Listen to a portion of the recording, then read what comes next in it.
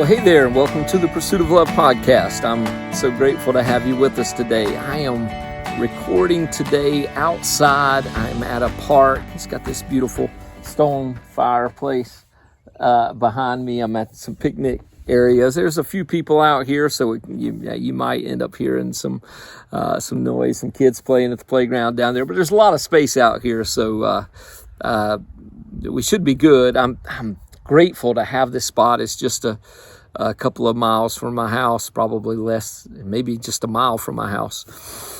And I was out here doing some work yesterday. I had my computer set up, my bag and my notebook and all that, and wasn't really paying attention. I was locked into my work, and a guy had walked past me, and he said, "Man, I love your office." And so I am grateful to have this place, the trees, just surrounded by trees and beautiful green grass, and it's a beautiful day out. Clouds, we'll probably have to deal with some wind. It's a little gusty today. But as good as we've gotten, speaking of humanity, at interior design and decoration and all that, we still cannot match God's design and His ability to make something beautiful. So anyway, I love the opportunity to be out here. Now, I mean, today it's 75 degrees. When it's 95 degrees, I'll probably be inside somewhere. But thank you for joining us. We are back on our pursuit of love. We took a little break, not really from the Sermon on the Mount, which is where we have been, but we took a little break just to talk about specifically some things that we can put in place, how we can pursue love in order to become the kind of person that Jesus has called us to be. And so I hope those teachings were helpful to you. If you've got any responses, some of you have responded, but if you got any other responses or questions about how you can go more deeply with this, please let me know. That's what we're about here at Pursuit of Love. I'm so grateful to have the opportunity to connect with you guys every week, and I am more than willing to go deeper. No strings attached. I feel that my calling is to know and understand these teachings of Jesus and help others to know and understand them. And they're to know God and to know the mysteries of God.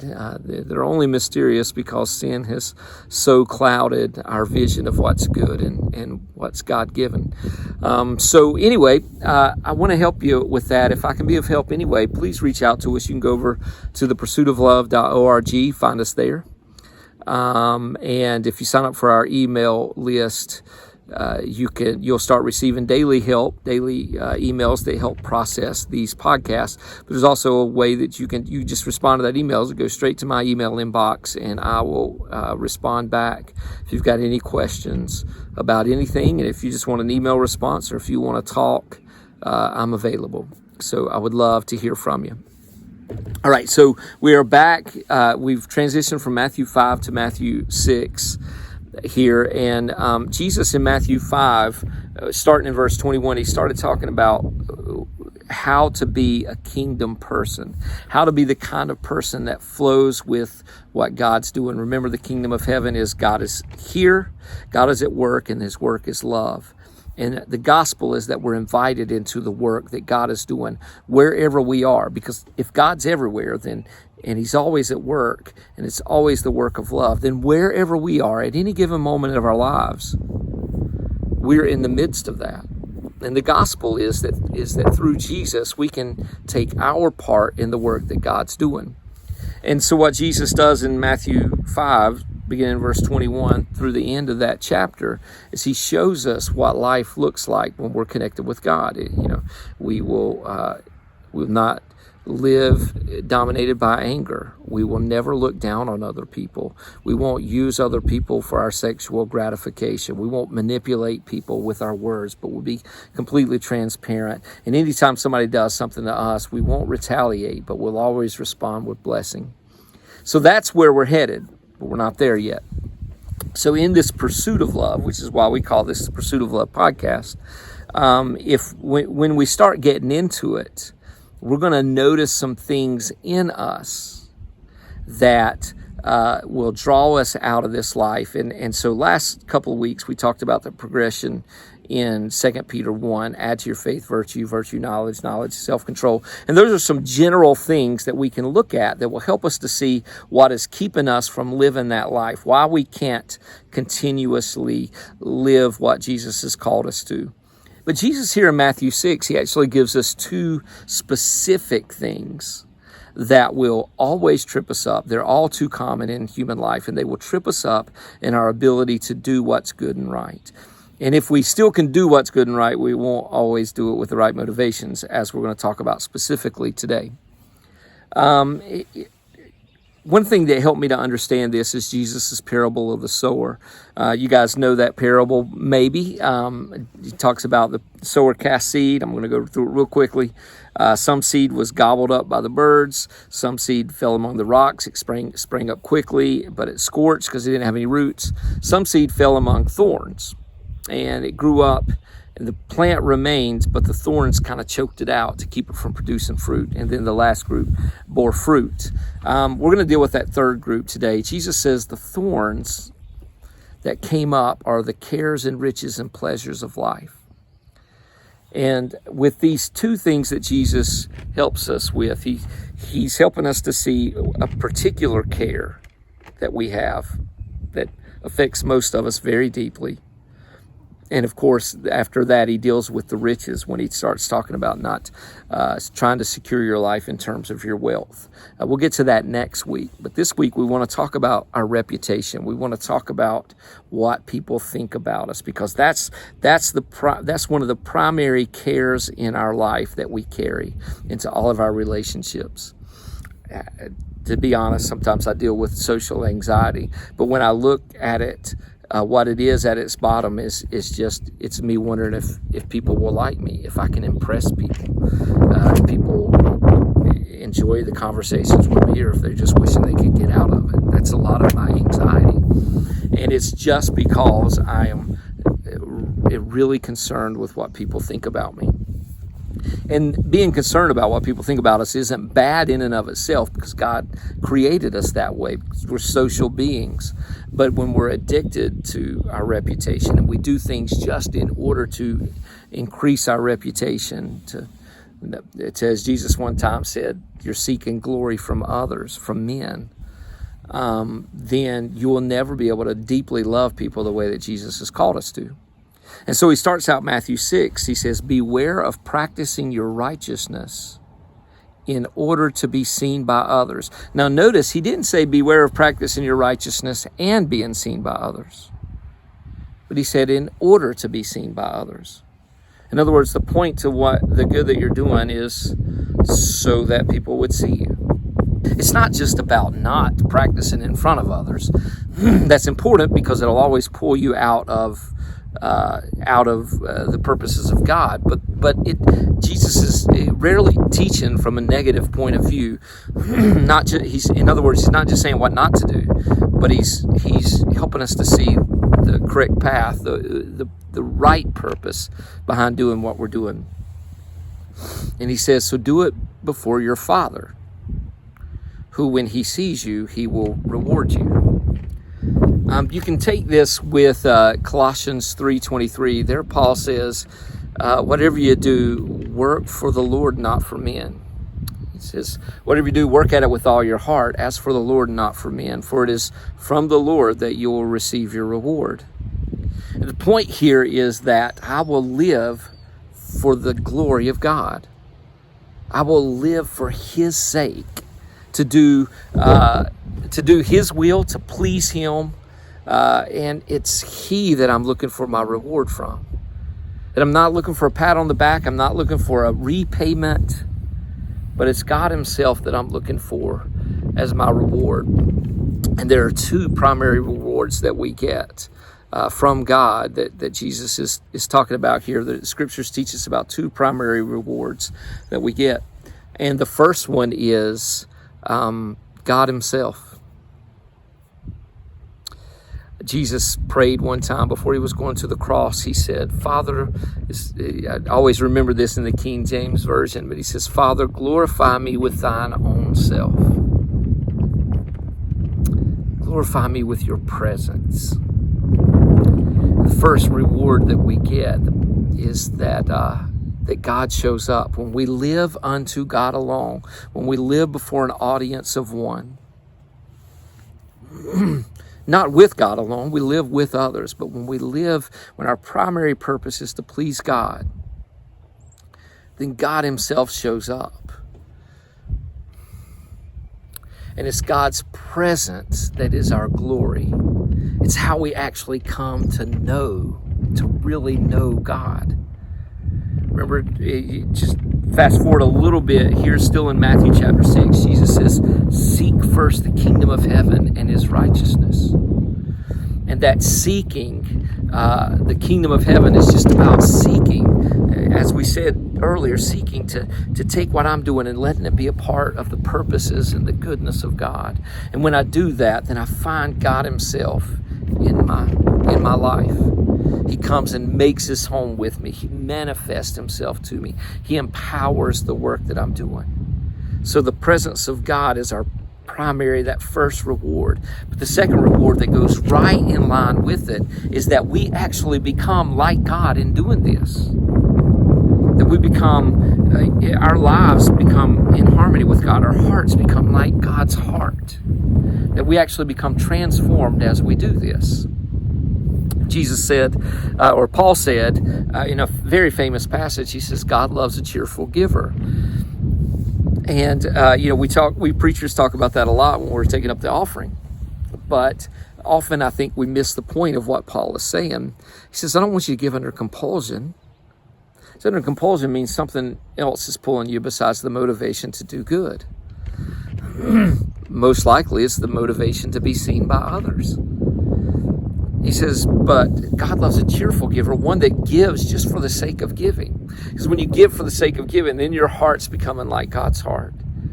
And Paul says at the end of that, he says, he that gives seed to the sower and bread for food, I love this line, he says, will increase the harvest of your righteousness. You notice what the harvest is there? He will increase the harvest of your righteousness. What you harvest when you sow in this way that Jesus is laying out, where you don't let your left hand know what your right hand's doing. When you sow in that way, you are sowing to the presence of God and to your own heart, to your own righteousness. And you will reap. God will increase the harvest of your righteousness. When you're sowing, Jesus says when he says they have their reward in the negative sense, when you're doing it in order to be seen by others, what you really want out of it is others. But when what you really want is the kingdom of heaven and his righteousness, then that'll be your reward. You will have the kingdom of heaven, the presence of God with you, his power and his presence in all that you do. And then you will begin to love. You'll have his righteousness because it's actually what you're seeking. You're doing the good thing in order to become like Jesus and to be with Jesus. And that will be your reward. And Jesus is, once again, he's not saying don't be seen, because being seen is so important for the purposes of God.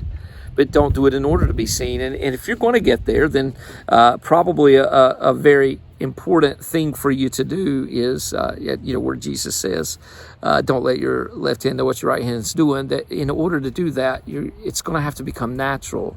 If it's something that you're trying really hard to do, then you're going to just draw attention to yourself. Your left hand will definitely know what your right hand's doing because your right hand is acting so awkward. We always can tell when little kids are trying to hide something, right?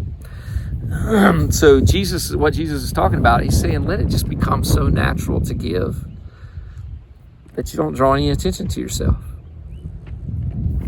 And let it become so natural to give without needing the approval of others, that nothing in your body, nothing in your body language, nothing in the words you use or the inflections, you all know what I'm talking about. None of that is trying to draw attention to yourself. And so if we're going to learn to do this, we're going to have to practice. If this is going to become natural, if it's going to become natural for us to live before God alone, it's going to take practice. And Jesus gives us a powerful discipline here in order to learn how to do that. It's the discipline of secrecy. Secrecy is not involving deceit, but intentionally hiding our good deeds and our good attributes from others. And it's designed to train us away from our addiction to the approval of others. And as we become free from that, then we can live naturally. It doesn't matter if somebody sees us or not. And we just live for what's good, living before God alone, counting on His presence and His righteousness to be our reward. And so as we practice this, giving somebody $100 in such a way that nobody notices it, maybe not even the person that's receiving it.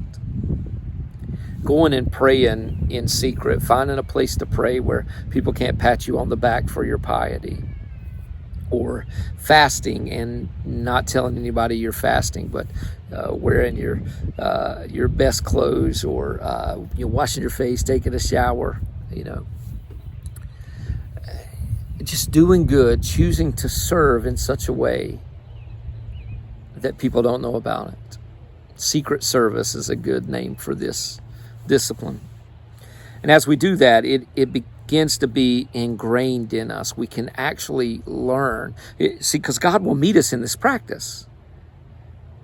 That's what Jesus is talking about. When you do this practice, God will meet you. And then you come to the place where it's safe for you to do your good works in front of others.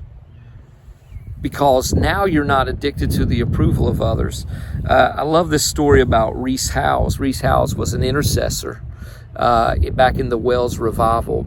And he started out as a preacher there, and there was a particular where the revival had broke out. He was there as one of the main guys, and at this particular church, he was the pastor or the main person there.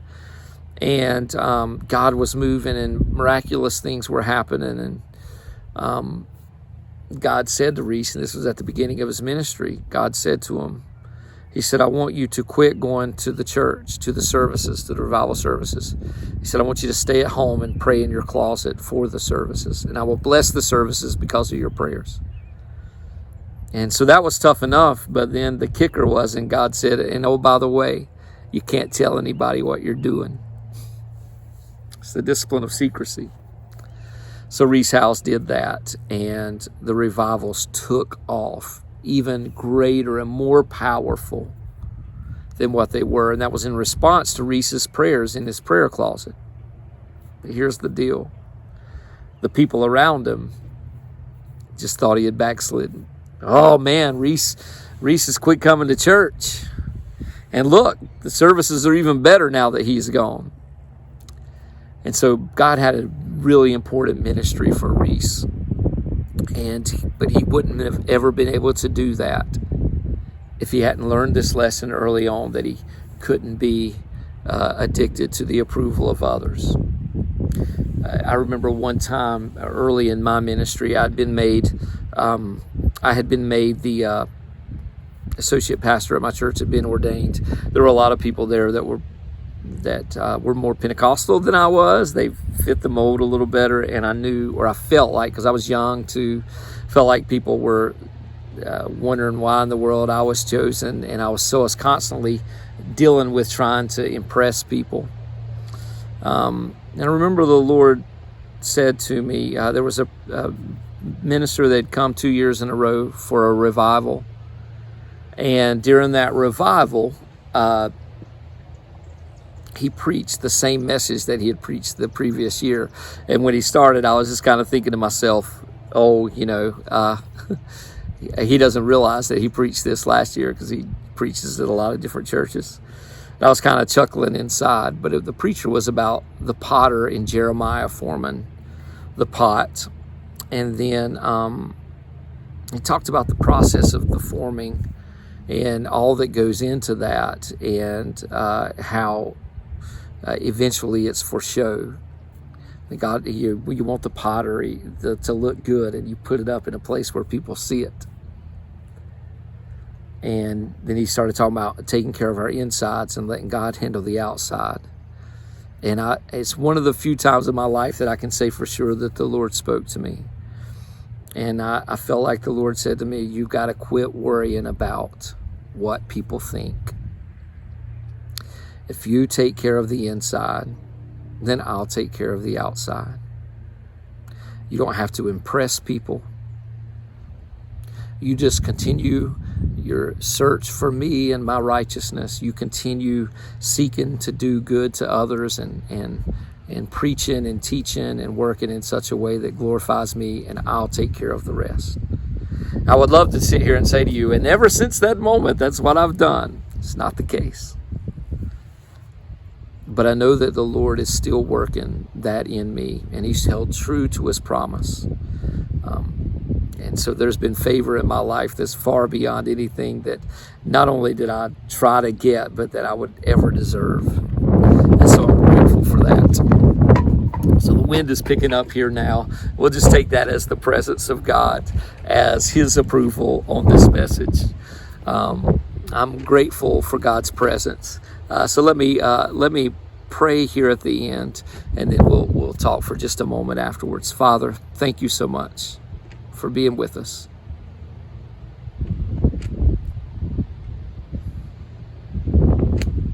I love you, and I'm grateful for your promise that it is you who will bless the work that all of us are doing. That you're the one that lights the candle and puts it on a stand, that we don't have to find a stand, we don't have to find a place, a platform to stand on to get people's attention, but that it is you, that if we will take care of the inside, that you will bless us beyond anything that we could imagine. So I pray that you give us the courage to do this, to live in this way, to live before you alone, and see your grace in everything that we do, and that our lives and other lives will be better because of your presence with us. We ask it in the name of your Son, Jesus Christ. Amen. So thank you so much for joining me today. Thank you for your patience with the wind and with people coming by, and now the airplane going over. I hope this has been helpful to you. I pray that this week that you will live as a disciple of Jesus Christ every day, that you will learn a little bit more how to love and how to live in His presence. I pray that this week is blessed by God in His presence, that you'll be glorified by God Himself. And until next week, the Lord be with you. God bless.